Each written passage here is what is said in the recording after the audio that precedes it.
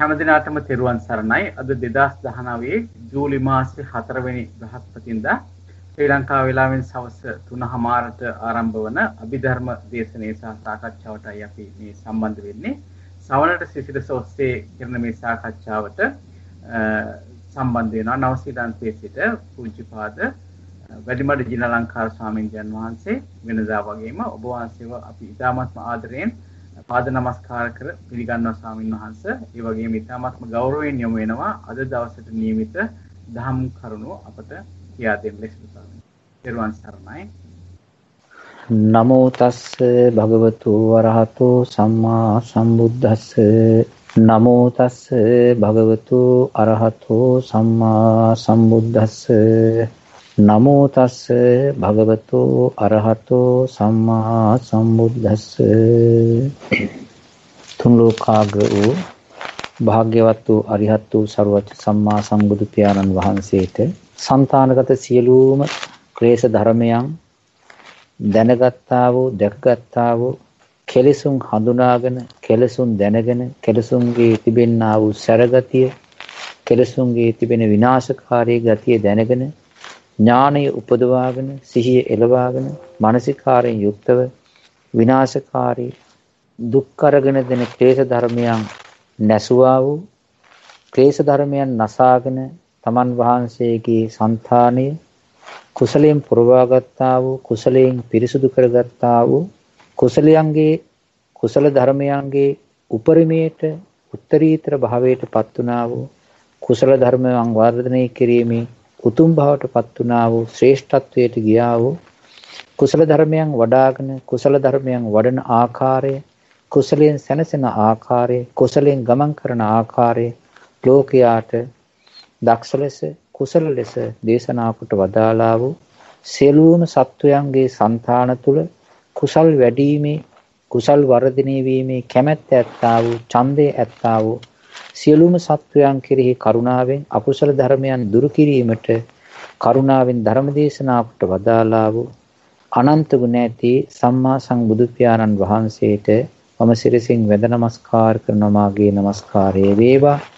ඒ සම්මා සම්බුදු පියාණන් වහන්සේ දැක හඳුනාගත්තා වූ කුසල ධර්මයන් වර්ධනය කරන්නට අකුසල ධර්මයන් ප්‍රහාණය කරන්නට පිහිටවන්නා වූ ශාන්ත වූ සුපරිසුද්ධ වූ උත්තම වූ ඒ අවබෝධ කරගත්ත දේශනා කොට වදාළ ධර්ම ස්කන්ධයට ධර්ම රත්නයට මම සිරසින් වැඳ නමස්කාර කරන මාගේ නමස්කාරය වේවා.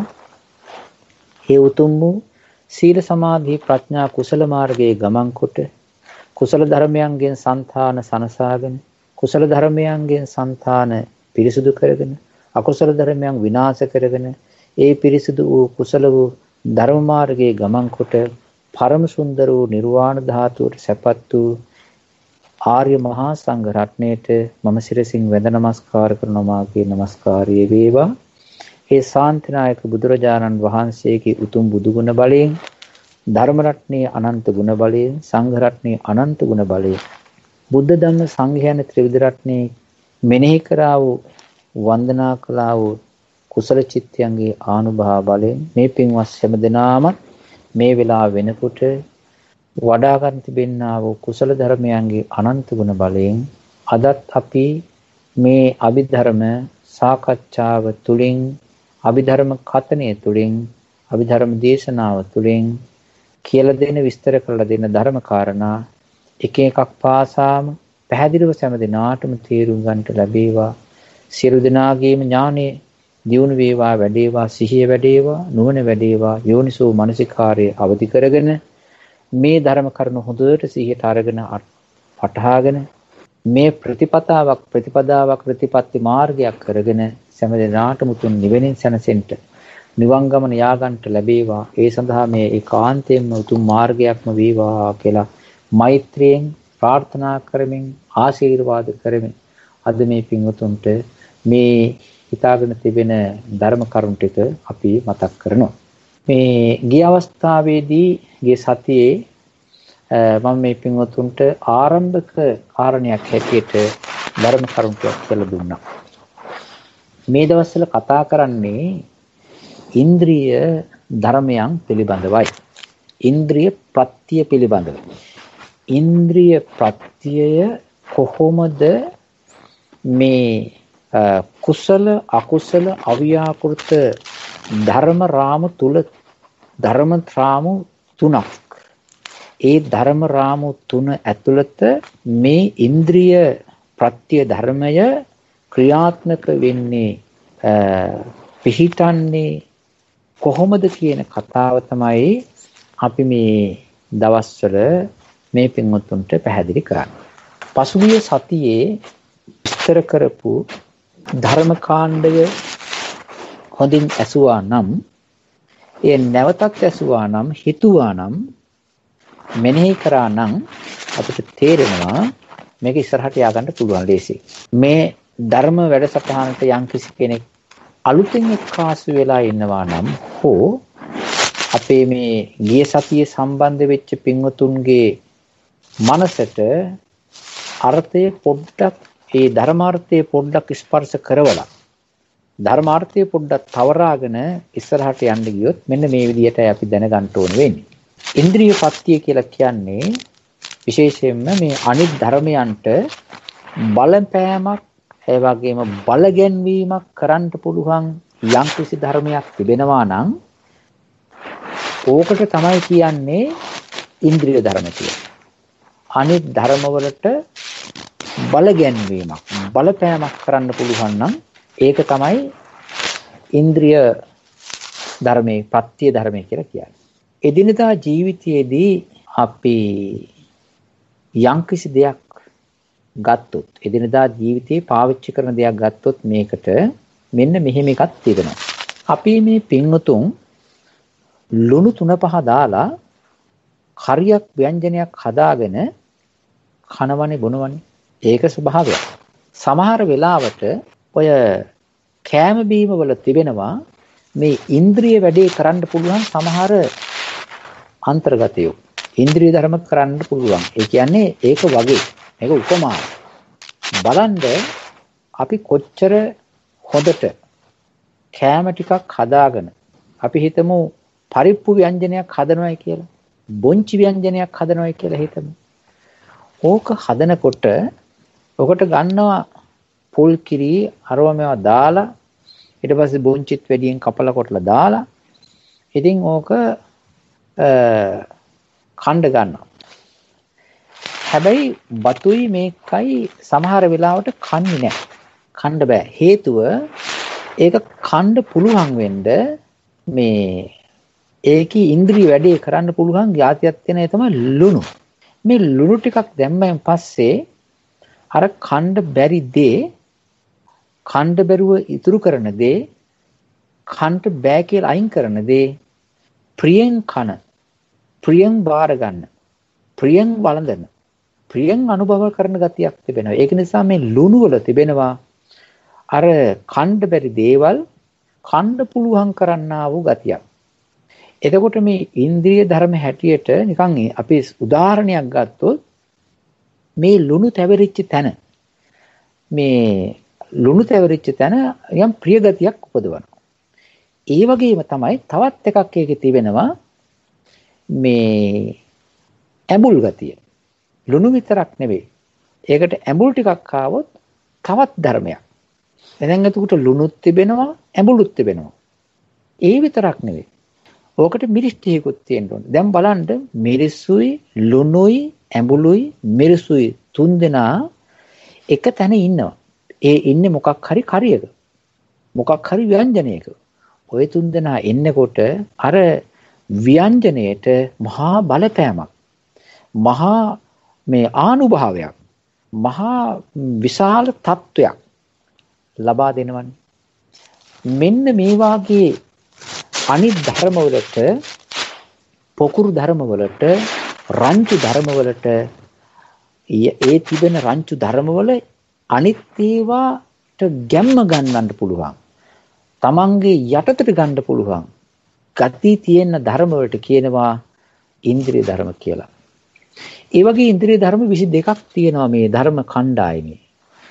බුදුරජාණන් වහන්සේගේ දේශනාවේ සූත්‍රවලත් එහෙමයි සංයුත්ත නිකායේ දිගට ඈඳියට දේශනා කරලා තියෙන කොටස් වගේ වශයෙන් ඒවා ඉන්ද්‍රිය ධර්ම.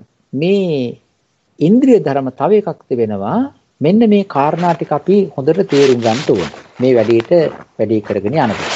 මේ ඉන්ද්‍රිය ධර්ම කියන්නේ මොනවාද? ඉන්ද්‍රිය ධර්ම කියන්නේ මොනවද? ඔය ඉන්ද්‍රිය ධර්ම කියන්නේ මොනවද කියන එක තමයි මම දැන් මේ පිටුට කියලා දුන්නේ. අනිත් ඒකට බලපවත් ගන්න පුළුවන්, අනිත් ඒවා Tamanට නතු කර ගන්න පුළුවන් ගතිය තිබෙන දේවල්ට කියනවා ඉන්ද්‍රිය ධර්ම කියලා. ඒ වගේ තිබෙනවා කුසල ඉන්ද්‍රිය කියලා જાතියක් තියෙනවා, අකුසල ඉන්ද්‍රිය කියලා જાතියකුත් තියෙනවා.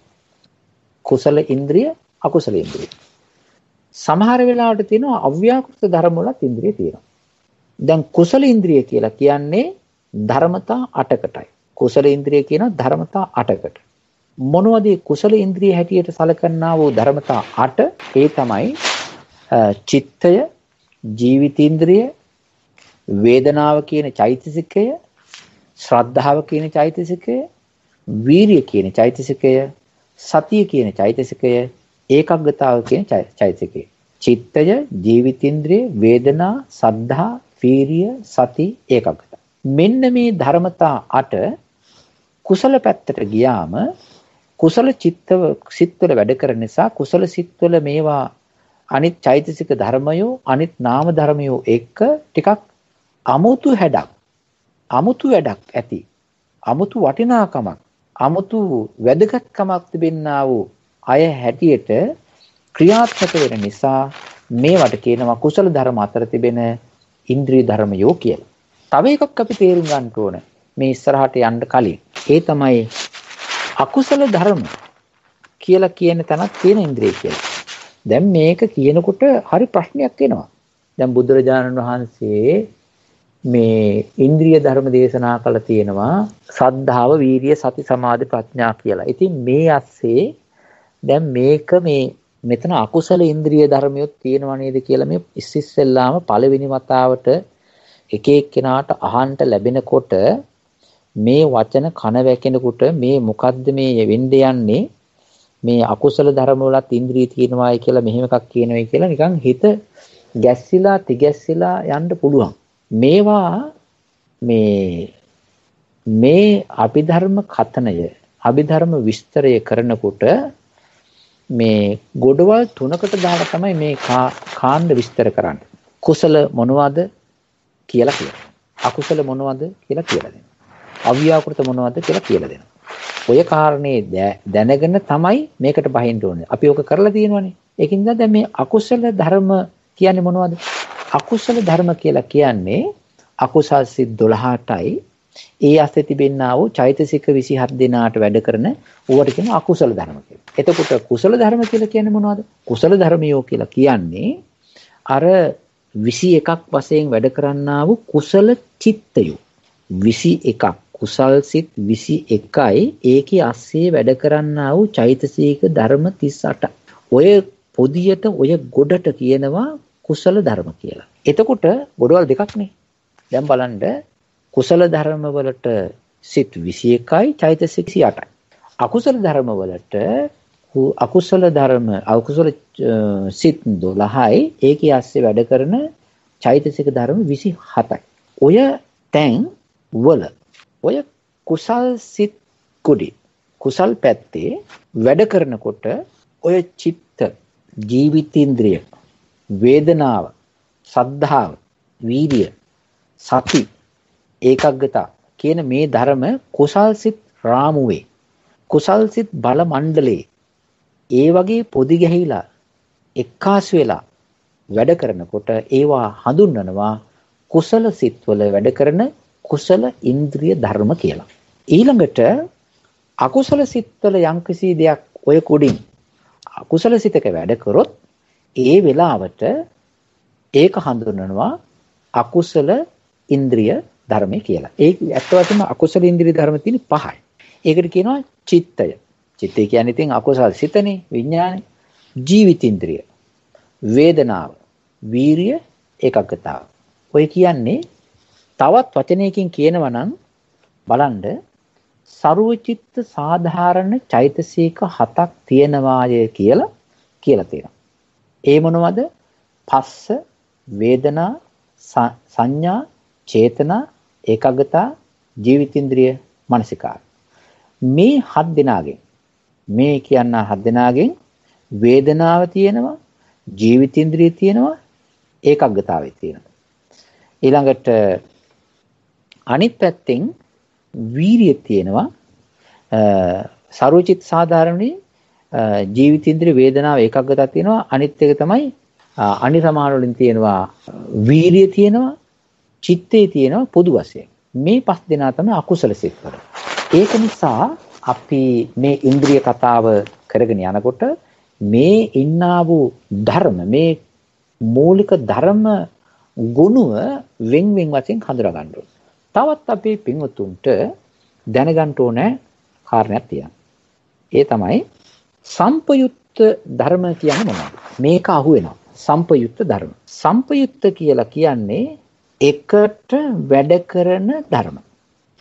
එකට පහළ වෙන, එකට මිශ්‍ර වෙලා තියෙන මේ ධර්ම වලට කියනවා සම්පයුක්ත ධර්මය කියලා.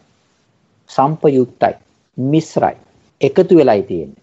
එතකොට දැන් සමහරලාට කියන වචනයක් මෙන්න මෙහෙම.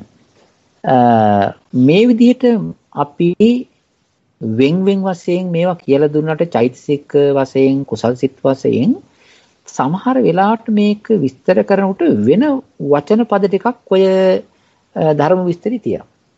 ඒ තමයි ස්කන්ධ. ඒ කියන්නේ මෙහෙම කියනවා. සම්පයුත්තකානං කන්දානං. අපි හිතමු කුසල කන්දා. කුසල ධම්මා කියන්නේ නැතුව කුසල කන්දා කියනවා. කුසල ධම්මා කියන්නේ හරි. කුසල ධම්මා කියන්නේ චිත්ත ධර්ම, චෛතසික ධර්ම, ඉන්ද්‍රිය ධර්ම. ඒකම වෙන වාක්‍යයකින් කියනවා, වෙන ධර්ම මොහුනුවරකින් කියනවා කුසල කන්දා. කුසල කන්දා එහෙම නැත්නම් කුසල කන්දා සම්පයුක්තකානං කන්දානං. කියන්නේ කුසල ස්කන්ධ ධර්මයෝ සම්පයුක්තක ස්කන්ධ ධර්මයන්ට කියන එකනේ.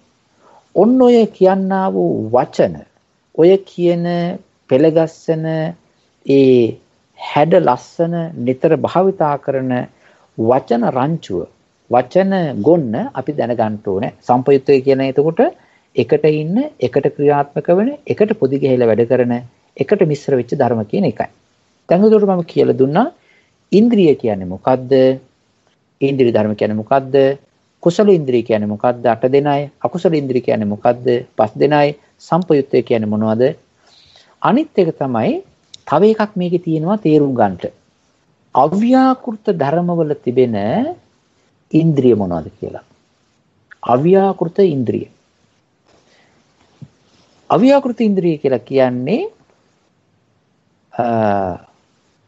කුසල් නොවන, අකුසල් නොවන තව જાති තියෙනවා සිත්.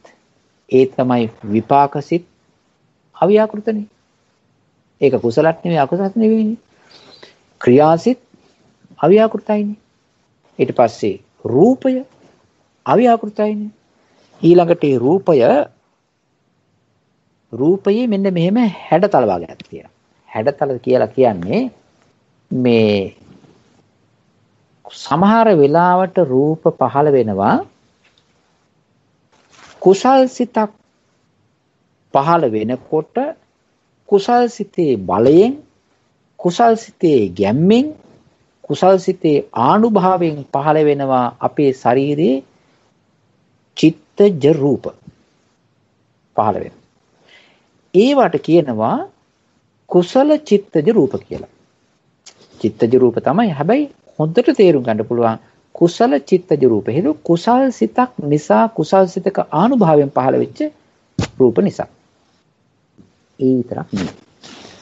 අකුසල් සිත පහළ වෙනකොට අකුසල් සිතේ ගැම්මෙන්, අකුසල් සිතේ බලයෙන්, අකුසල් සිතේ ආනුභාවයෙන් පහළ වෙනවා අපේ ශරීරයේ චිත්තජ රූප જાතිය. ඒවාට කියනවා අකුසල චිත්තජ රූප. අකුසල් සිතේ බලයෙන් මතුවෙන රූප. කුසල චිත්තජ රූප වෙනයි, අකුසල චිත්තජ රූප වෙනයි. දෙකම ගත්තොත් ඒවා චිත්තජ රූප තමයි. හැබැයි මේ දෙකටම වඩා වෙනස් මේ කුසල විපාක චිත්තජ රූප. ඒ කියන්නේ කුසල් සිතක් නෙවෙයි කුසල් සිතක විපාක සිතක් පහළ වෙනවනේ.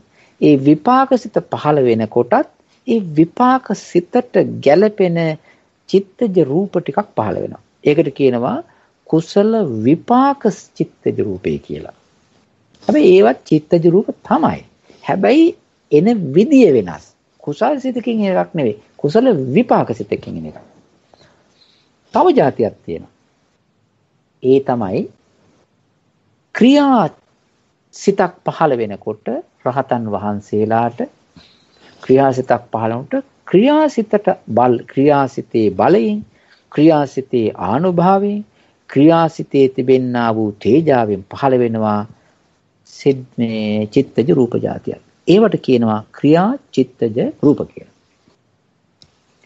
මේ කියන්නා වූ මේ චිත්තජ රූප තියෙනවානේ. එතකොට බලන්න කුසල චිත්තජ රූප තියෙනවා, අකුසල චිත්තජ රූප තියෙනවා, අව්‍යාකෘත වශයෙන් කුසල විපාක චිත්තජ රූප තියෙනවා, ක්‍රියා චිත්තජ රූප තියෙනවා.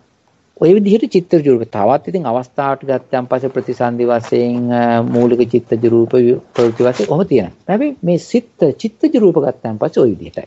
මේ චිත්තජ රූපත් තේරුම් ගන්න ඕන අව්‍යාකෘත ධර්ම හැටියට, කුසල ධර්ම හැටියට, ක්‍රියා ධර්ම හැටියට.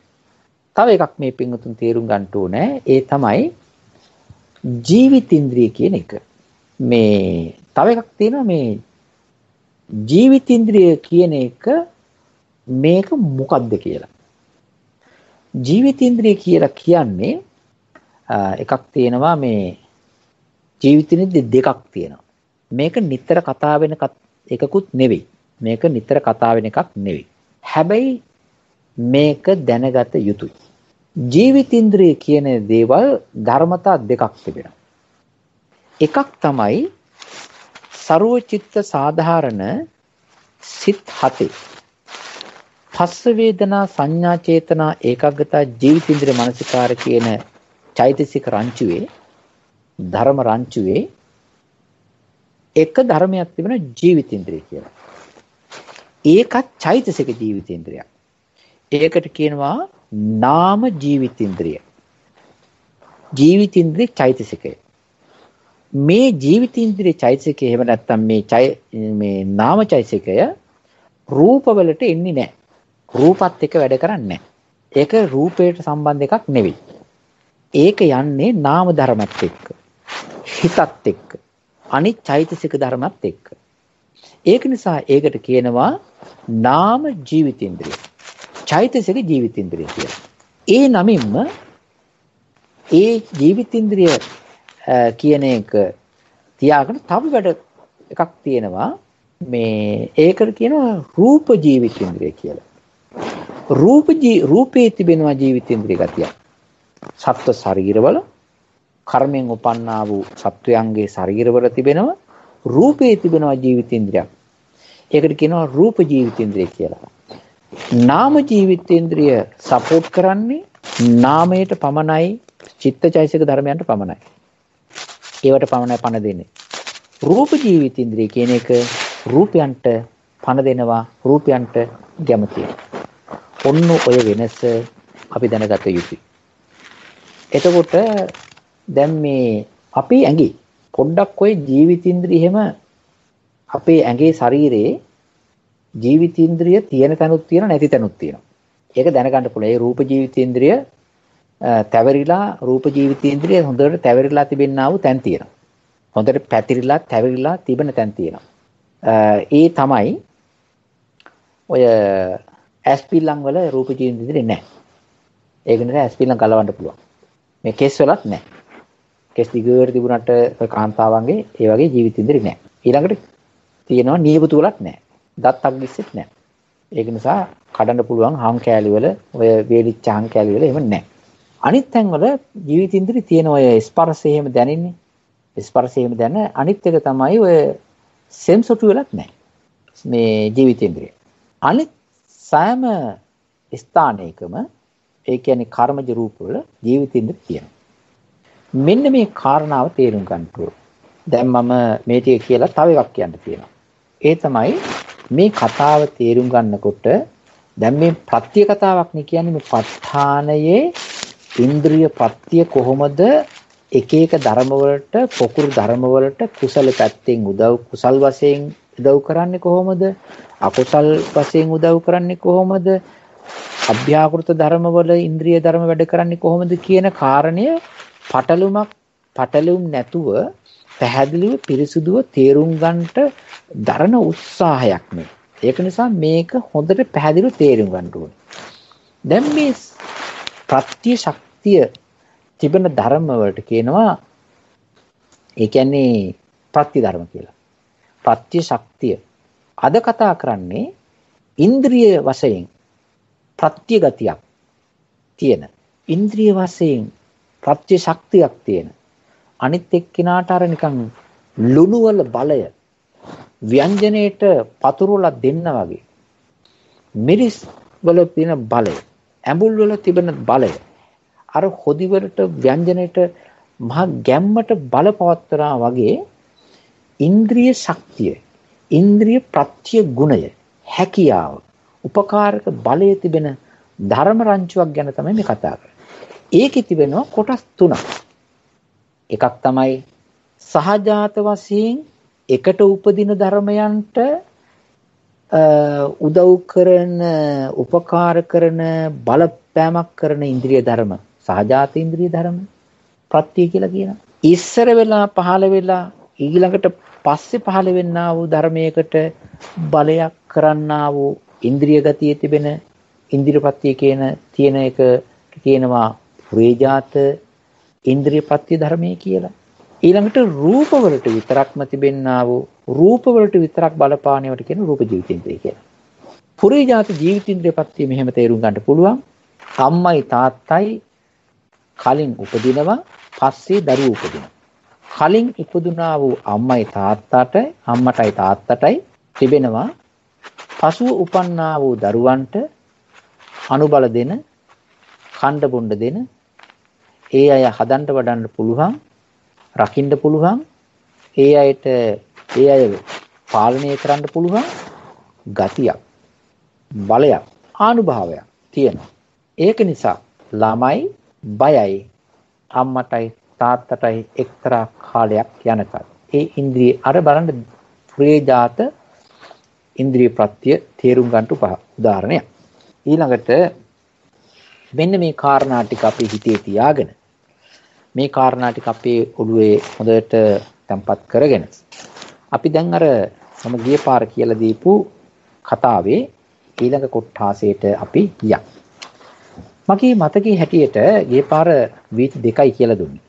කුසල ධර්ම වීතියයි මේ කුසලෝ ධම්මෝ කුසලස්ස ධම්මස්ස ඉන්ද්‍රිය පච්චේන පච්චයෝ කියන කතාව කිව්වා. කුසලෝ ධම්මෝ අභ්‍යාකතස්ස ධම්මස්ස කියන එක යන්තම් වගේ කිව්වා රූපයට සම්බන්ධ කළ ඉච්ඡා. අද අපි එක්කාසු කරගනිමු තුන්වෙනි වීතිය. කුසලෝ ධම්මෝ කුසලස්සච අභ්‍යාකතස්සච ධම්මස්ස ඉන්ද්‍රිය පච්චයේන පච්චයෝ. කුසල ධර්මයක් කුසල ධර්මයකටයි අව්‍යාකෘත ධර්මයකටයි කියන ධර්මතා දෙකකට එක වෙලාවේ මහා බලයක් කරනවා කියලා කියනවා. එක වෙලාවේ බලයක් පවත්වනවා. කොහොමද අපි තේරුම් ගන්නේ? කුසල ධර්මයක් එකම වෙලාවේ කුසල ධර්මයකටයි අව්‍යාකෘත ධර්මයකටයි කියන දෙකටම ඉන්ද්‍රිය ප්‍රත්‍යයෙන් ප්‍රත්‍ය වෙනවා. පාසලක ඉන්නවා ගුරුවරයෙක් ප්‍රින්සිපල්ගේ ළමයි ටිකත් ළමයි 3 දෙනෙක් යනවා ඒ ප්‍රින්සිපල් යන ඉස්කෝලේටම. එතකොට ඒ ප්‍රින්සිපල් යටතේ ගුරුවරයා යටතේ තමන්ගේ ළමයිත් ඉගෙන ගන්නවා තමන්ගේ නොවන්නා වූ අනිත් ළමයිත් ඉගෙන ගන්නවා. දැන් මේ ළමයි සියලු දෙනාම පිට්ටනියේ සෙල්ලම් කරනවා. එතකොට මේ ගුරුවරයා බෙල් එක ගහලා ළමයි ඔක්කොටම අඬ ගහනවා. ළමයි ඔක්කොටම අඬ ගහනකොට ඒ අඬ ගහන්නේ තමන්ගේ ළමයින්ට විතරක් නෙවෙයි එහෙම නැත්නම් අනේ තමන්ගේ නොවන දරුවෝ වන්නා ළමයින්ට විතරක් නෙවෙයි. එක වෙලාවේ ඒ ගුරුවරයා තමන්ගේ දරුවන්ටත් ඒ වගේම තමන්ගේ නොවන්නා වූ අනිත් දරුවන්ටත් දෙගොල්ලටම එක වචනෙන් එක කතනෙන් එක වෙලාවේ අඬ ගහනවා. එතකොට බලන්න ළමයි ටික ඔක්කොම එනවා තමන්ගේ ළමයිත් වෙනවා. තමන්ගේ නොවන්නා වූ අයත් වෙනවා.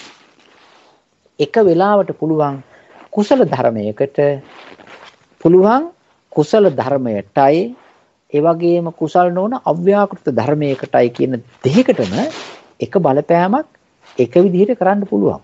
ඒ කතාව තමයි මේ කියන්නේ. කුසලෝ ධම්මෝ කුසලස්සච අභ්‍යාකතස්සච ධම්මස්ස ඉන්ද්‍රිය පච්චේන පච්චයෝ. මේක තේරුම් ගන්නේ කොහොමද අපි? ඉන්ද්‍රිය ප්‍රත්‍ය ශක්තිය තියෙනවා කාණ්ඩ දෙකකට යවන්න. කාණ්ඩ දෙකකට පැති දෙකකට එක වෙලාවේ බලපවත්වන්න පුළුවන් ශක්තියක් මේකේ තියෙනවා. දැන් බලන්න උදාහරණයක් හැටියට ගත්තොත් අපි අද ගනිමු කුසල ධර්මයේ හැටියට මේ අපි ගමු ධ්‍යාන සිතක්. පළවෙනි ධ්‍යාන සිත. මේ පළවෙනි ධ්‍යාන සිතේ තියෙනවා ධර්මතා සමූහයක්. අපි හිතමු මේ වෙලාවට 33ක් විතර තියෙනවයි කියලා. චෛතසික ධර්ම 33ක් තියෙනවා. හිතත් 34යි කියමු. එතකොට මේ පළවෙනි ධ්‍යාන සිත කෙනෙක් වාඩි වෙලා හොඳට භාවනා කරනවා. භාවනා කරනකොට හිත ධ්‍යානගත වෙලා හොඳට ධ්‍යාන සිත හැසිරෙනකොට ඒ ධ්‍යාන සිතේ වැඩ කරනවා කුසල ධර්ම රංචුවක්. ඒකේ තිබෙනවා ධර්ම සමූහයක්. ඒ තමයි කුසල් සිත, ධ්‍යාන සිත, ඒ සිතේ ජීවිත ඉන්ද්‍රිය චෛතසිකය, වේදනාව, සද්ධාව, වීරිය, සතිය, ඒකාග්‍රතාව. ඉන්ද්‍රිය ධර්ම හැටියට නම් කරන්න පුළුවන් මේ නාම ධර්ම ටික ඒ වෙලාවේ ක්‍රියාත්මක වෙන්න ධ්‍යාන සිතේ ඉන්ද්‍රිය ධර්ම නමයි. වීරියත් හොඳට තිබෙනවා. සිහියත් හොඳට තිබෙනවා. සමාධියත් හොඳට තිබෙනවා. සද්ධාව හොඳට තිබෙනවා. ඒ වගේම වේදනාව, සැප වේදනාව හොඳට තිබෙනවා. ජීවිත ඉන්ද්‍රිය හරි ලස්සනට පැතිරලා තිබෙනවා. හිත ප්‍රසන්න වෙලා තිබෙනවා. මේ ටික ඔක්කොම ඉන්ද්‍රිය වැඩි කරනවා. මේ ටික ඒ නාම ධර්ම වලට බලපානවා. ඒ වෙලාවෙම ඔය ඉන්ද්‍රිය ධර්ම ටික ඒ ශරීරයේ ධ්‍යාන වඩන ධ්‍යානයක ඉන්න කෙනාගේ ශරීරයේ පහළ වෙන ශාන්ත වූ සූක්ෂම වූ සැහැල්ලු වූ මෘදු වූ ඒ වගේම සුඛසහගත වූ චිත්තජ රූප පරම්පරාවක් චිත්තජ රූප සමූහයක් ඇතිකරන්නට උදව් වෙනවා. ඉන්ද්‍රිය ප්‍රත්‍යයෙන් ප්‍රත්‍ය වෙනවා. ඒක නිසා ඒ වෙලාවේ පහළ වෙන කුසල සිත ධ්‍යාන කුසල සිත කුසල් සිතත් එක්ක ඉන්න අනිත් ධර්මයන්ටත් රූප වශයෙන් පහළ වෙන අනිත් ධර්මයන්ටත් එක වෙලාවේ පහළ වෙන්න මහා ගැම්මක් ඇති කරනවා. ඒක නිසා තමයි එවැනි අවස්ථාවල් විස්තර කරනකොට නියම නිවැරදි පිරිසිදු පැහැදිලිව විස්තර කරනකොට ධර්මවල එකින් එකට වැරදි ලෙස හප්පන්න නැතුව විස්තර කරනකොට ඔන්න ඔය විදිහට තමයි කියන්නේ කුසලෝ ධම්මෝ කුසලස්සච අභ්‍යාකතස්සච ධම්මස් ඉන්ද්‍රිය පච්චේන පච්චය කියලා. ඔබ තවත් තියෙනවා. මං කියවනේ අර සම්පයුත්තක කතාවක්. ඒ සම්පයුත්තක කතාවට අපි ගියාම ඕක මෙහෙම කියනවා. ඔය කතාවම මේ විදිහට කියනවා. ඒ තමයි කුසල ධම්මා කියලා කියන්නේ නැතුව කුසල ඉන්ද්‍රියා කියලා කියනවා. කුසල ඉන්ද්‍රිය. කුසල් ධර්ම ගොඩේ ඉන්න ඉන්ද්‍රිය ටික. කුසල ඉන්ද්‍රියා සම්පයුත්තකානං කන්දානං. ඒ කියන්නේ අනිත් එකට ඉන්නා වූ ස්කන්ධයන්ට. චිත්ත සමුත්ථානානං ච රූපාණ.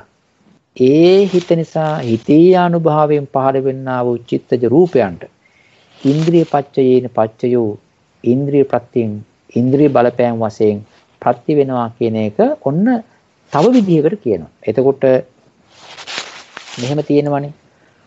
මේවා මේ ඇත්තටම බැලුවාම මේ ඔය වචනවල තිබෙනවා හරි බලයක් තිබෙනවා.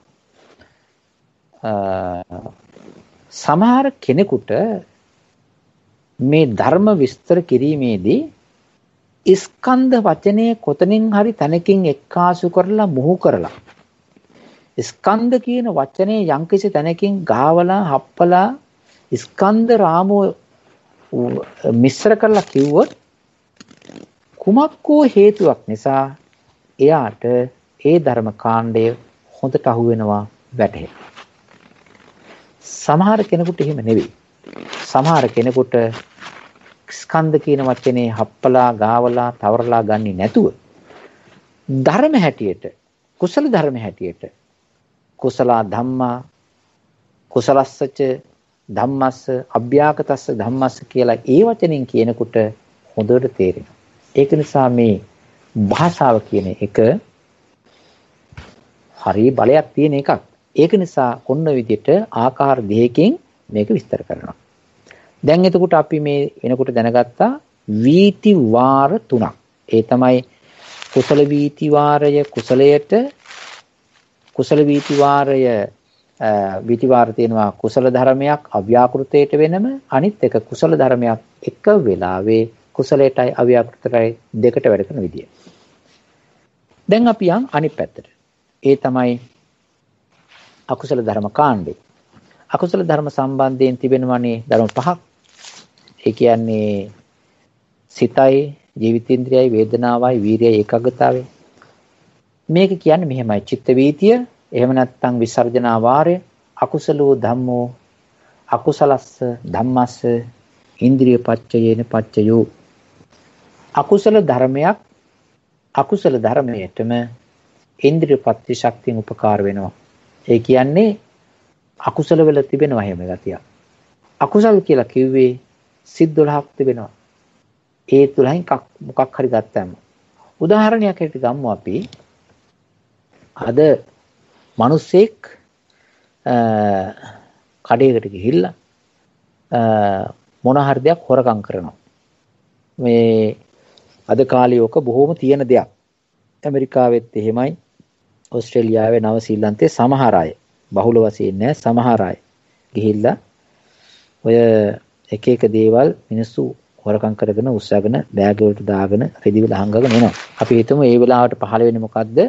එයා ජයග්‍රහයේ ස්වභාවයෙන් යුක්තව සෝමනස්ස සහගත දිට්ඨිගත සම්පයුක්ත අසංඛාරික මහා ලෝභ සහගත ලෝභ මූල හිතෙන් ඔය වැඩේ කරනවා.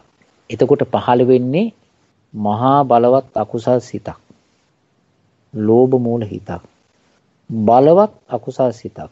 ඒකේ තිබෙනවා හිතයි ජීවිතේන්ද්‍රයයි අකුසල සිතේ වේදනාවයි අකුසල සිතේ අකුසල වීර්යයි අකුසල සිතේ ඒකග්ගතාවයි.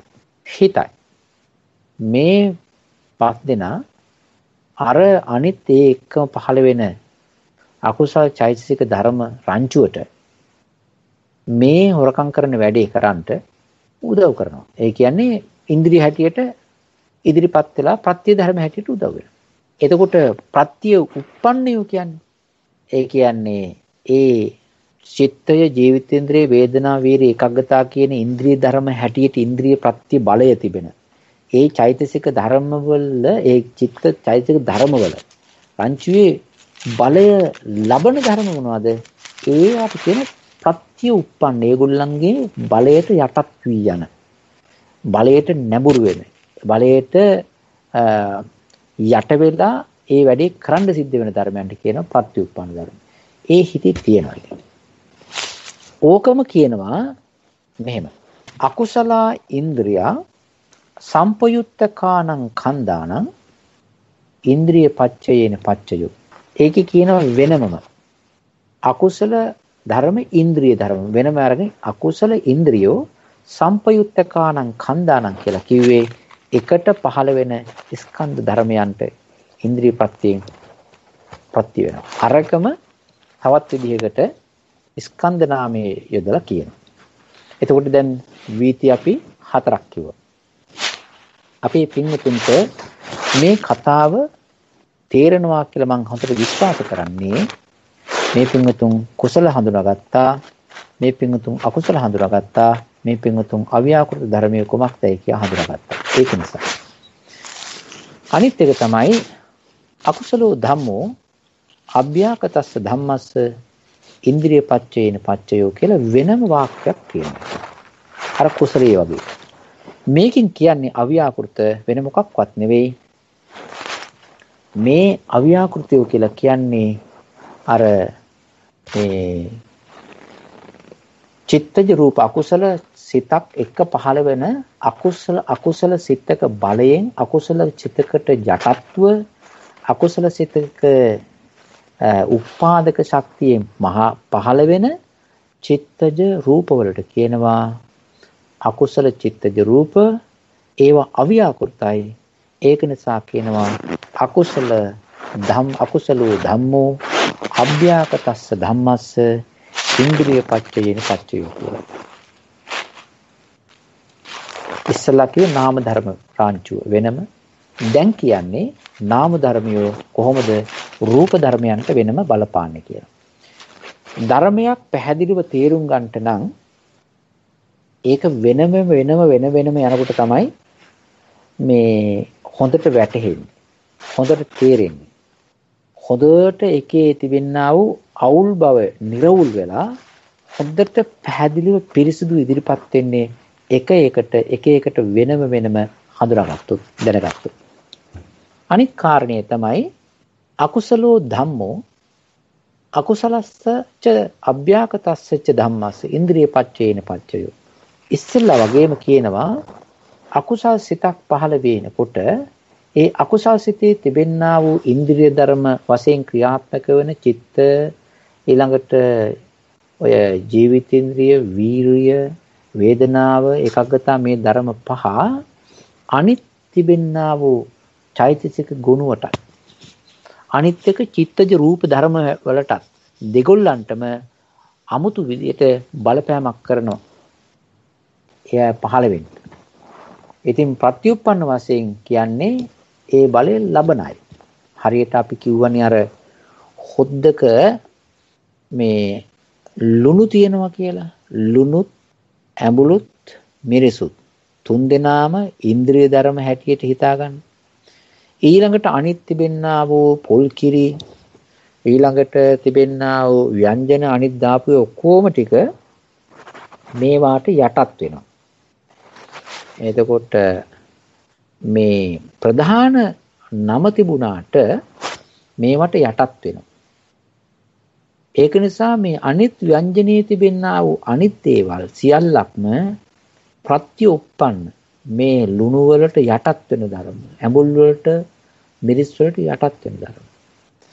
අන්න ඒ වගේ ඉන්ද්‍රිය ධර්මයෝ අනිත් ඒවාට 아무තු බලපෑමක් කරනවා. ඒවට කියන ප්‍රත්‍යඋප්පන්න ධර්මයෝ කියලා.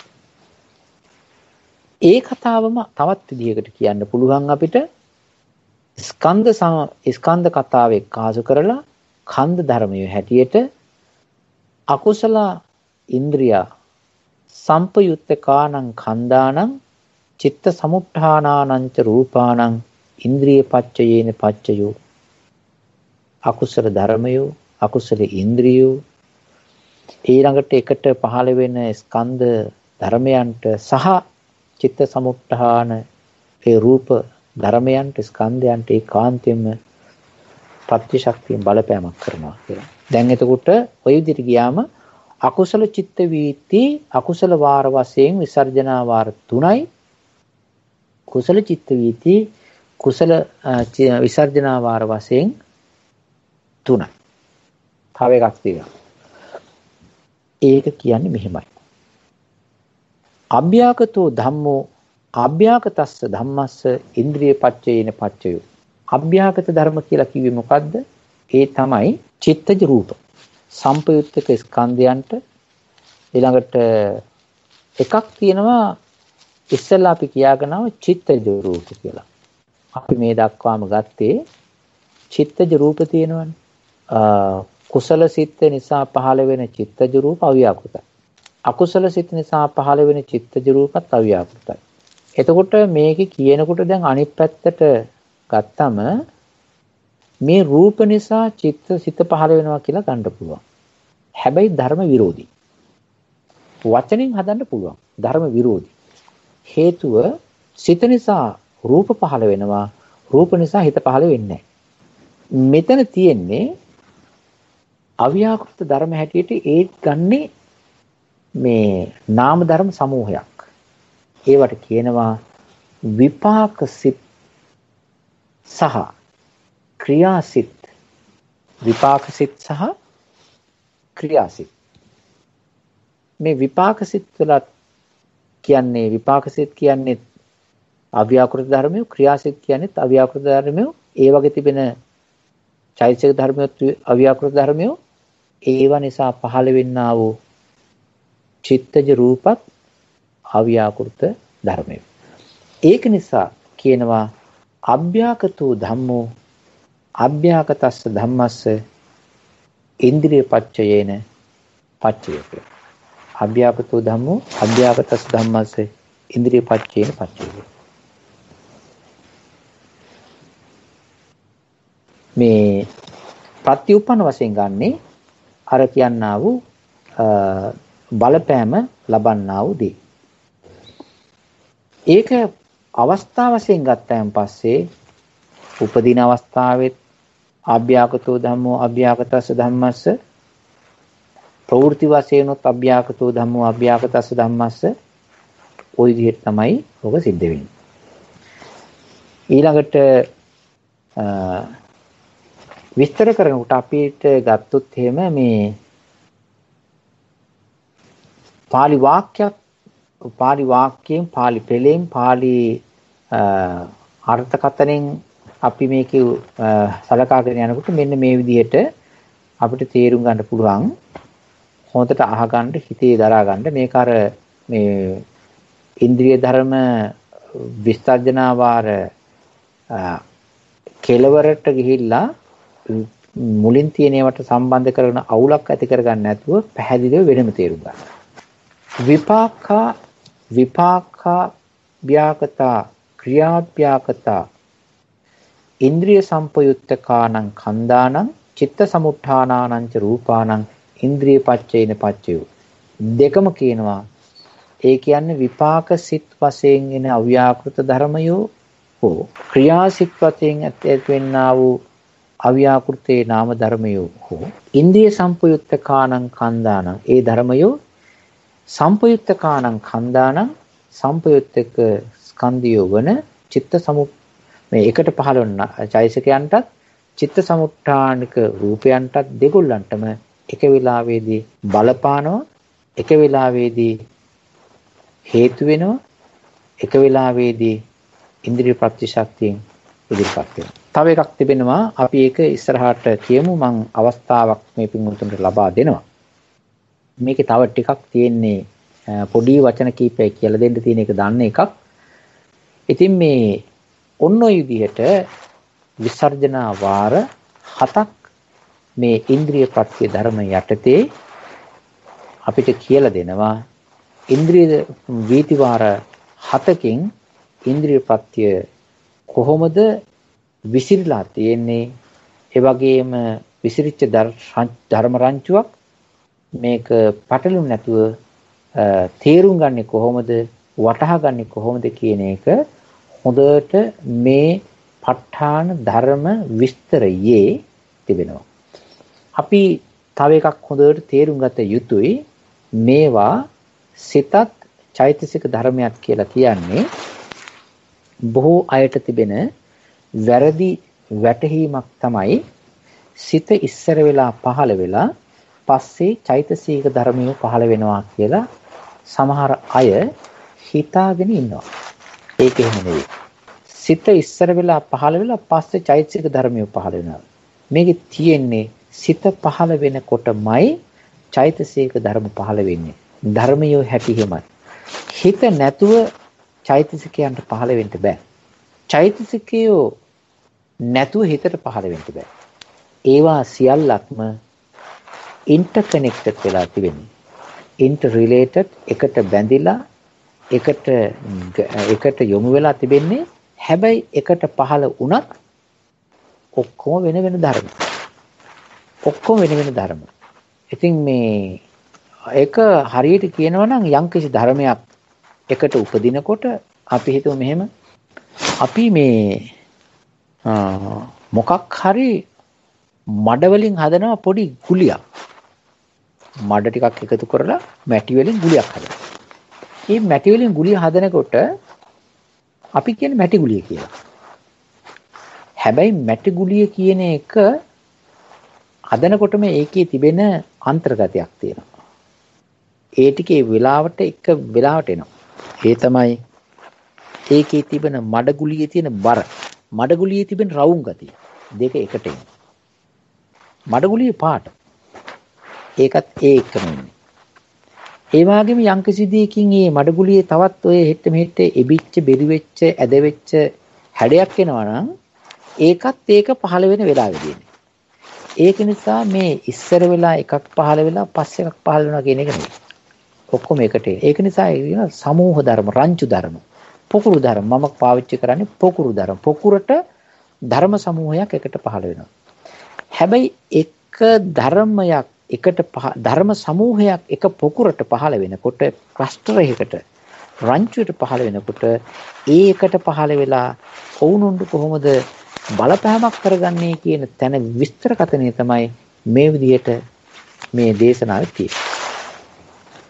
මේ තථාගත බුදුරජාණන් වහන්සේගේ සර්වඥතා ඥානයේ තිබෙන විසිතුරුකම, ඒ සර්වඥතා ඥානයේ තිබෙන ලස්සනකම, ආනුභාවයේ පිරිසිදුකම, ඒ වගේම තීක්ෂණ ගතිය, ඒකේ තිබෙන වේගවත් පිරිසිදු ජවන ගතිය, තීක්ෂණ ගතිය දැකලා සර්වඥතා ඥානයේ ඥාන ප්‍රසාදයක්, සර්වඥතා ඥාන වන්දනාවක්, සර්වඥතා ඥානයට පැහැදීමක්, සර්වඥතා ඥානය හරහා බුදුගුණ මනසිකාරයක් කරන්ට යම්කිසි කෙනෙකුට පුළුවන් නම්, ඒ කියන්නේ ලැබෙනවා නම්, මෙන්න මේ සර්වඥතා ඥානයෙන්, මේ සර්වඥතා ඥානයේ මේ පුංචි ධර්ම, මේ පුංචි ධර්මවල තිබෙන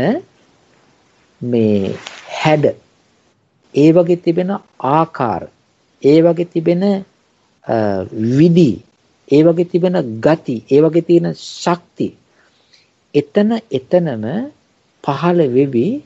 ඒ ශක්තිය අනිත් එකට බලපෑමක් කරලා නැති වී යන හැටි දකින්ට පුළුවන් මහා විශාල, මහා ලොකු, මහා ආනුභව සම්පන්න හැකියාවක් ඒ තථාගත ඥාණයට, සර්වඥතා ඥාණයට හිමි වෙලා තිබෙනවා.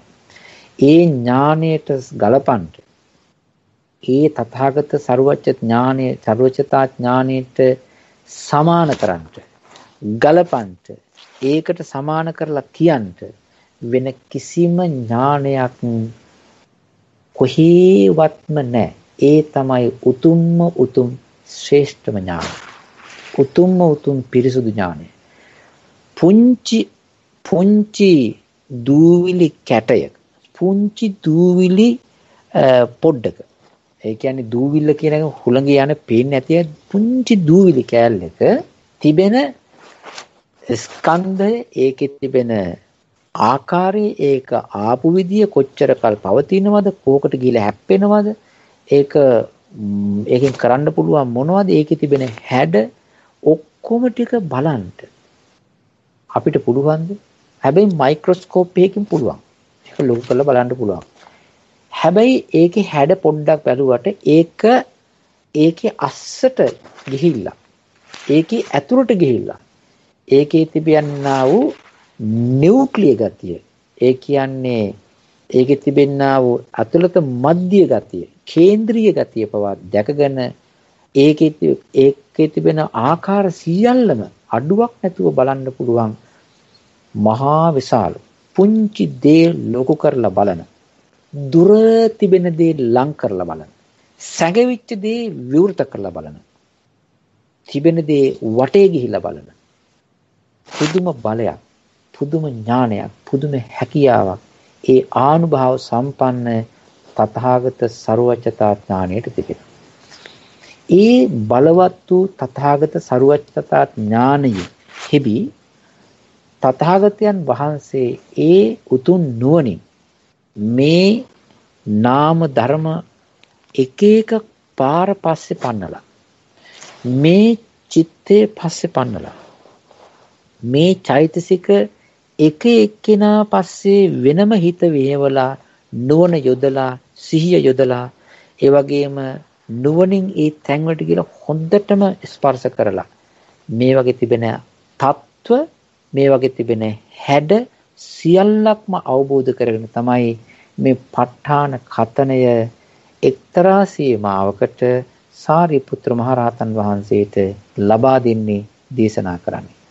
සරියුත් ස්වාමීන් වහන්සේගේ අවදි වෙච්ච සරියුත් ස්වාමීන් වහන්සේගේ විසිතුරු වෙච්ච ඒ මානසිකාර ධර්මඥානය නැත්නම් තථාගතයන් වහන්සේ දේශනා කරන මේ ධර්මය මෙච්චරට බාරගන්නට අහන්ට වෙන හිතක් කොහෙන්වත් නැහැ. සරියුත් ස්වාමීන් වහන්සේගේ චිත්තය, උන්වහන්සේගේ ඥානය, තථාගතයන් වහන්සේ කියන දේ හරියට තේරුම් ගන්නට පුළුවන්, බාර ගන්න පුළුවන්, විශ්ලේෂණය කරන්න පුළුවන් පුදුමානුභාව සිතක්.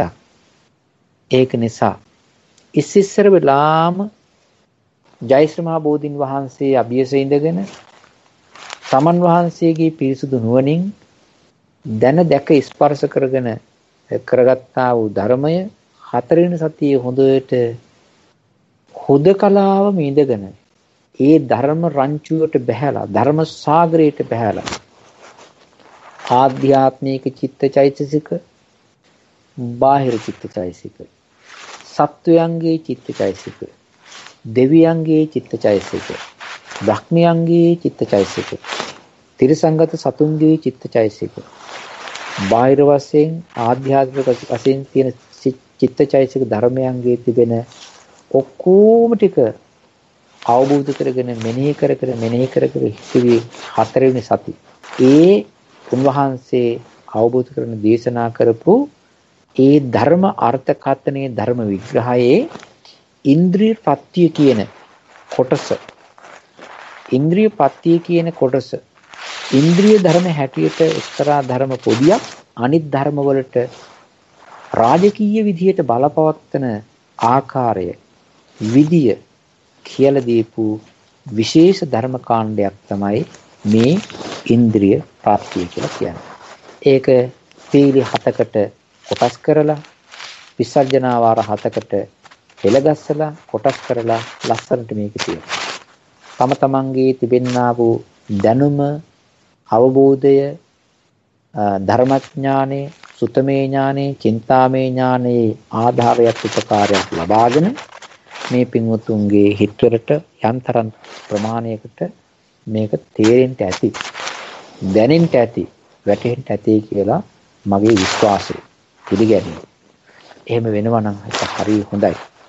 ඉතින් මේ ලෞතර බුදුරජාණන් වහන්සේගේ නුවණට নমස්කාර කරන්ට ප ဋ ාණේ ඉගෙන ගන්නට දැනගන්න තේරුම් ගන්නට මේ බුදුරජාණන් වහන්සේ කියන්නේ කවුද? ඒ තථාගතයන් වහන්සේගේ ඥාන විලාසය මොකද්ද කියලා බුදුගුණ අනුස්මරණයක්, බුද්ධානුස්සති භාවනාවක් කරන්න පුළුවන්. ඒකට මහෝපකාරී වෙන උතුම් වූ වැඩක් තමයි මේ ප ဋ ාණ කතනය.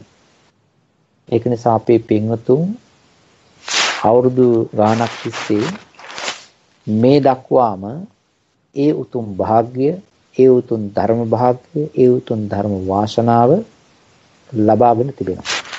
අපේ ශරීරය, හැම එක්කෙනාගේම ශරීර දැන් ඇදී පැදී ඇදවි වකුටු වී එහෙට මෙහෙට මේ විරාපත් වෙවි, කැඩීම් බිදීම් වලට ලං වෙවි තමයි මේක යන්නේ. කොයියම් හරි දවසක මේ බණ අහපු සහ කියපු අපි හැම එක්කෙනාගේම ශරීර මේ විදිහට නොතිබෙන තත්වයට නොපවනතර තත්වයට පත් වෙනවා. එක්කෝ සමහර අයගේ ශරීරය පොළොවට ක්‍රමානුකූලව මාස ගාණක් තිස්සේම දිරදිරා ගිහිල්ලා එක්කාසු වෙලා යයි. එහෙම නැත්නම් පැයක එකහමාරක විතර කාලයක් තුල ගින්දරේ තිබෙනා වූ බලයට යටත් වී වේගින්ම සම්පූර්ණ වෙනස් වෙලා යනවා. එහෙම නැත්නම් මොහොතක එහෙම වතුරක සත්‍යයකට අහුනොත් එහෙම ක්‍රමානුකූලව පැය කීපයක් හරි සති කීපයක් ඇතුළත විනාශ වෙලා යයි. මෙන්න මේ විදිහට මේ ශරීරය බිඳිලා විනාශ වෙලා කුණු වෙලා සටහන මේ පාට උස මහත ඔක්කොම ටික නැති වෙලා විනාශ වෙලා යනවා. හැබැයි මේ අපි අද මේ බණ අහනකොට ධර්මයේ අහනකොට හිතනකොට මේ ප ဋ ාණ ධර්ම රංචුවට එහෙම නැත්නම් මේ විසර්ජනා වාර පීලියට ගිහිල්ලා හැම එක්කිනාගේම හිත එක මට්ටමක එක සමානව නැති වුණත් පුළුවන් විදියට නිකන් ගාට වගේ හරි ගිහිල්ලා මේ කියන විසර්ජනා වාර වලින් කියලා දෙන චිත්තචෛතසික ඒ කොට්ටාස වලට ගිහිල්ලා පොඩ්ඩක් හිත ඒකේ හප්පලා නුවණින් වද්දලා නුවණින් හප්පලා කරුණු ඇතුව තේරුම් ගන්නට උත්සාහ කිරීමේදී ඒ ක්‍රියාව තුළ ලබාගත් නාම ධර්මවල බලය කුසල ධර්මයක් හැටියට ගත්තොත් මහා ආනුභාව සම්පන්නයි මේ ශරීරය වගේ නෙවෙයි. නොපෙනෙන හිතේ බලය මහා ආනුභාව සම්පන්නයි. පෙනෙන රූපයට වඩා. ඒක නිසා මේ ශරීරය කවදා හරි අපි දවසක දාලා ගියත් අපිට නැති වුණත් කැඩලා බිඳලා කැපිලා කිట్లా විනාශ වෙලා ගියත් මේ හිතින් ගොඩනගාගත්ත ඒ වගේම මේ හිතේ දියුණු කරගත්ත මේ හිතින් ස්පර්ශ කරපු මේ ධර්ම වල ආනුභාවය කියලා නිමක් කරන්න බෑ. ඇත්ත වශයෙන්ම අපි මේ කරන්නේ අපේ හිතවල දේශනා කිරීම වශයෙන් හෝ ඇසීම් වශයෙන් හෝ ආර්යයන් වහන්සේලාගේ හිතවලින් දැකපු දේශනා කරපු ධර්ම අපේ හිතවල ගාවා ගැනීමක් මේ කරන්නේ. අපේ හිත තවරා ගැනීමක්, ගාවා ගැනීමක්. ඒ වගේ ඒ හිතවලට අතුල්ලා ගැනීමක් මේ කරන්නේ.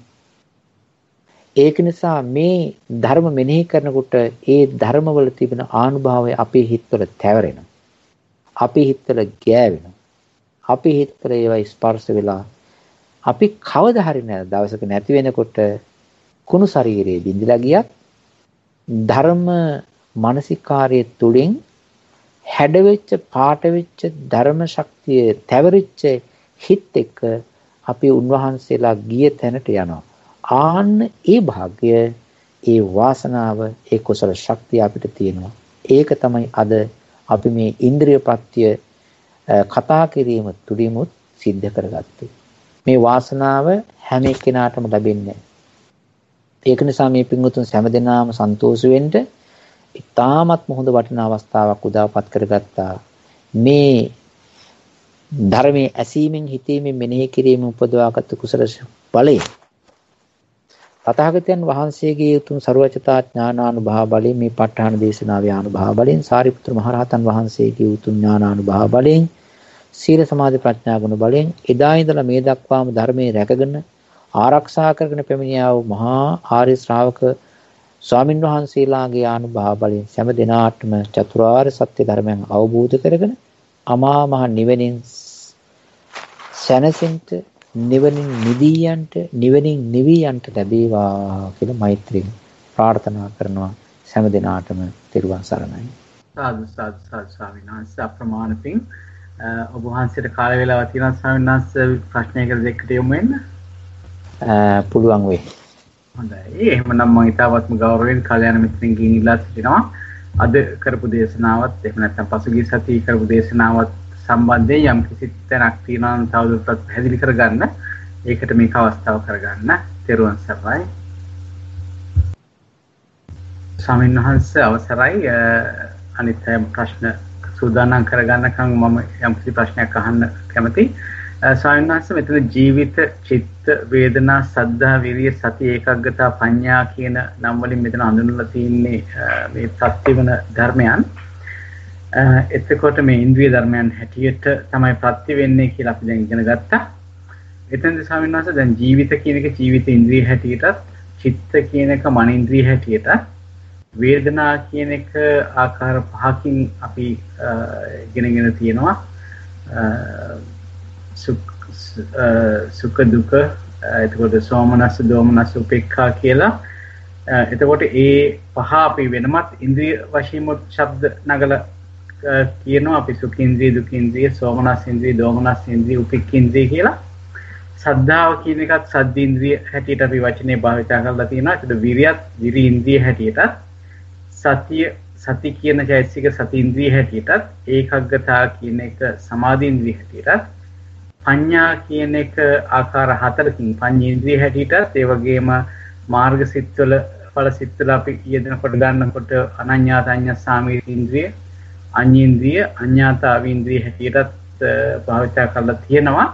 ඉතින් ඒක සඳහන් කරන්න හිතන ස්වාමීන් වහන්සේ ඒකට මතක තියාගැනීමේ පහසුකුත් ඒ සම්බන්ධයෙන් ඉන්ද්‍රිය ධර්ම මතක තියාගන්න හැකියාවකුත් ඒ විදිහට ලැබෙනව නේද කියලා ස්වාමීන් වහන්සේ ගැන යම්කිසි පැහැදිලි කිරීමක් කරන්න තියෙනවා ස්වාමීන් වහන්සේ. තෙරුවන් සරණයි. ඒක හොඳයි මහත්තයා. ඒ විදිහට අපේ ශ්‍රාවක පින්වතුන්ට, කල්යාණ මිත්‍ර පින්වතුන්ට එහෙම දැනුවත් කරන එක, පැහැදිලි කරන එක හරි හොඳයි. ඒ විදිහට හිතේ තියාගන්න එක හොඳයි. අත් වශයෙන්ම වේදනාව ওই විදිහට තමයි වේදනාව එක විදිහකට තුන් කාණ්ඩයක් කරනවා, එක විදිහකට ආකාර පහකට කරනවා. හැබැයි මේ ඒ වේදනාව ඉන්ද්‍රිය ධර්මයක් හැටියට කොහොම හරි එක්කෝ සැපයෙන් හරි එහෙම නැත්නම් දුකෙන් හරි මොන විදිහකට හරි ආකාරයකට ඒක අනිත් ඒවා යට කරගෙන යන්න තියෙන නිසා ඒක අර විස්තරයක් කරන්නේ නැතුව මූලික ධර්මයේ විතරක් අරගෙන ඉන්ද්‍රිය ධර්ම හැටියට කියනවා. සතියත් සමාධියත් එහෙමයි. ඉතින් ওই විදිහට මේ ධර්මයන්ගේ මූල ඇත්ත වශයෙන්ම මේ ඉන්ද්‍රිය ප්‍රත්‍ය කියනකොට ඔය ඉන්ද්‍රිය මූල ධර්මයේ අරගෙන අනිත් ඒකට බලපවත්තන ඒක විස්තර කරනවා. අර සෝමනස් ඉන්ද්‍රියයි මේකටයි එහෙම කියලා එහෙම වෙනස් කරන්නේ නැතුව ඇත්ත වශයෙන්ම අපි තේරුම් ගන්න ඕනකම තියෙන්නේ ඔය සෝමනස් ඉන්ද්‍රිය, දෝමනස් ඉන්ද්‍රිය කියන ඒවා වේදනාවම ඒ සිත්වල අනිත් විදිහට ක්‍රියාත්මක වෙනවා. ඒකම තමයි තියෙන්නේ. ඉතින් හැබැයි අපේ ධර්ම මතකයට යා ගැනීම සඳහා ඔය සූත්‍රානුශාසනින් කියලා දෙන්නා වූ සද්ධා, වීරිය, සති, සමාධි, ප්‍රඥා කියන ඉන්ද්‍රියයි ඉන්ද්‍රිය ධර්මයන් කියන ඒවා ටික හිතේ තියාගෙන අතිරේක වශයෙන් තියෙන්නේ මේ ජීවිතේන්ද්‍රිය, මනින්ද්‍රිය.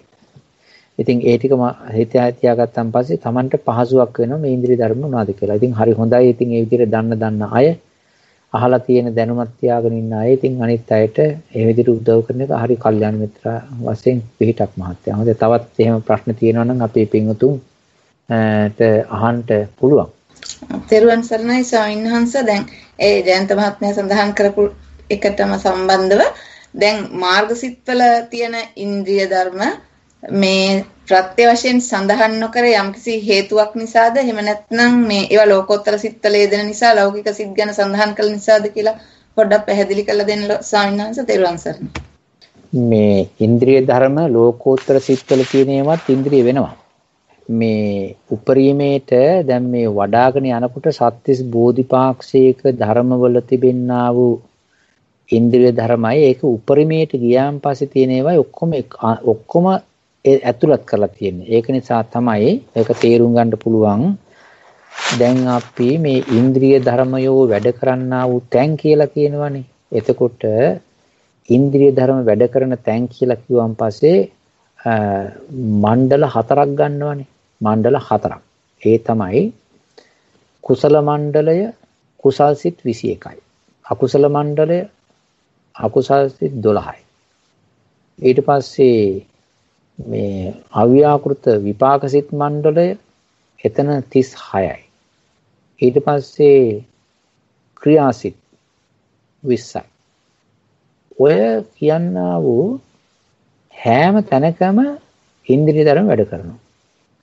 හැබැයි ඉතින් ලෞකික සිත්වල ඉතින් එකම වෙලාවට මේ සමහර ඒවා වැඩ කරනවා. ඉන්ද්‍රිය ධර්ම අඩු වෙන්න පුළුවන්. ඒ කියන්නේ සමහර දැන් බලන්නකෝ මේ තියෙනවනේ ඥාන විප්පයුක්ත සිත්.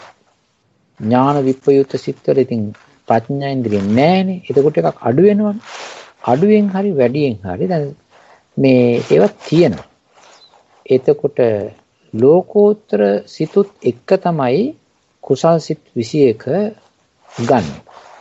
එතකොට ලෝකෝත්තර සිත් ගත්තන් පස්සේ ඒකේ තියෙනවා මේ විශේෂයෙන්ම මාර්ග සිත්.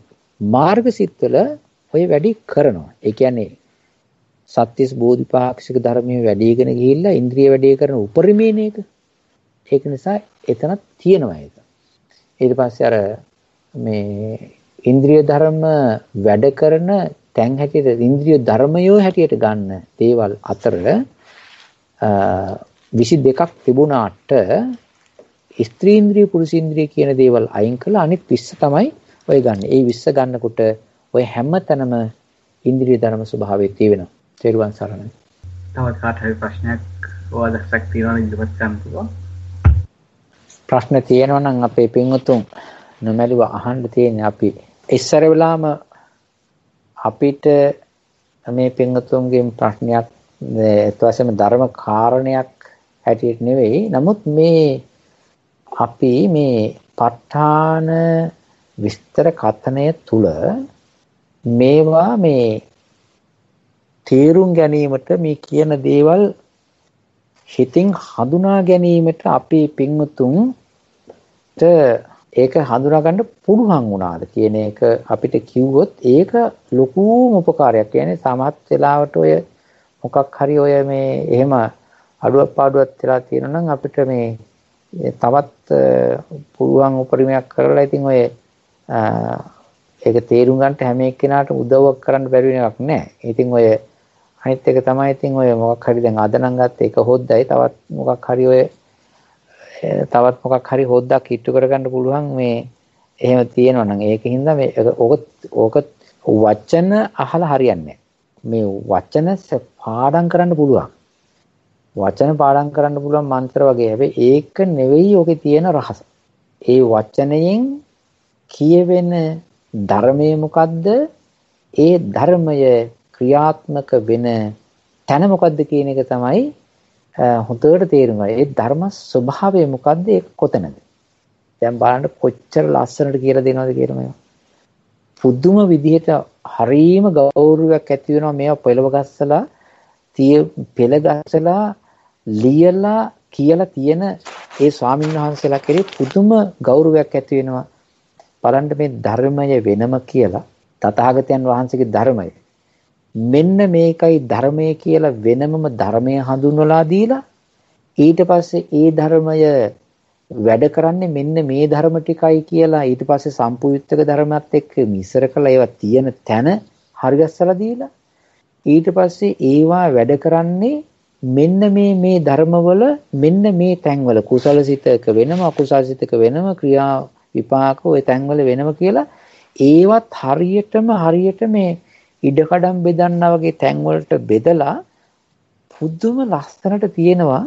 මෙච්චරක් තියෙද්දි අපි ඒක හිතා ගන්න තේරුම් ගන්න උත්සාහ නොකරනවා කියලා කියන්නේ ඒකත් ඇත්ත වශයෙන්ම සුදුසු නෑ. ඒක අගෞරවය. ඒක නිසා මම හරි කැමතියි මේ පින්වතුන්ට මොකක් හරි තේරෙන්නේ නැති දෙයක් තියෙනවා නම් මේක ලැජ්ජා වෙන්න දෙයක් නෙවෙයි. මේ ඇත්ත වශයෙන්ම මේ අභිධර්ම කතාව සමහරු මේ ඒක තේරුම් ගන්නට බෑ කියලා නිකන් අව탁සේරු කරලා මේ පැත්තකට දාලා තියෙන්නේ. මේ ඊට පස්සේ ගිහිල්ලා බණ නමින් අහන්නේ වෙන රට පල් හැලි අහන්නේ.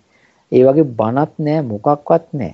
මෙච්චර මේ දෙයක් පැහැදිලිව තියෙද්දි ඒවා හිතන්න උත්සාහ කරන එකම ඒ කුසල ඡන්දේම ඇති. ඒක නිසා මේ පින්වතුන්ට මේක තේරුණාද මේක වැටහෙනවද කියලා අපිට කියනවා නම් ඒකත් හරි වටිනවා.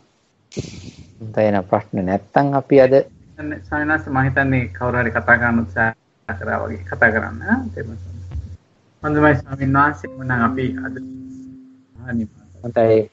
එහෙනම් අපි පුණ්‍ය අනුමෝදනා කරමු. එහෙනම් මේ පින්වත් සෑම සියලු දෙනාම සතුටු වෙන්න. සෑම සියලු දෙනාම අවංකවම සතුටු වෙන්න. නැවත වතාවක් අපි හැම දිනාටම ඊ타මත්ම හොඳ වටිනා ධර්ම සමයක් උදාපත් කරගන්න ලැබුණා. අපේ පින්වත් ලලිත් දලුවත් මහත්තයා, ඒ වගේම ජයන්ත රත්නායක මහත්මයා, අපේ පින්වතුන් සියලු දෙනාම එක්කාසු වෙලා මේ සකස් කරගත්ත වැඩපිළිවෙලෙන් අදත් අපිට කල්යතු දැනුම් දීලා, ඒ වගේම සියලු දෙනාටම අරගහලා කතා කරලා එක පෙළකට අරගෙන අපේ ජයන්ත මහත්තයා මේ කෝඩිනේට් වැඩේ සම්බන්ධීකරණ වැඩේ කරා.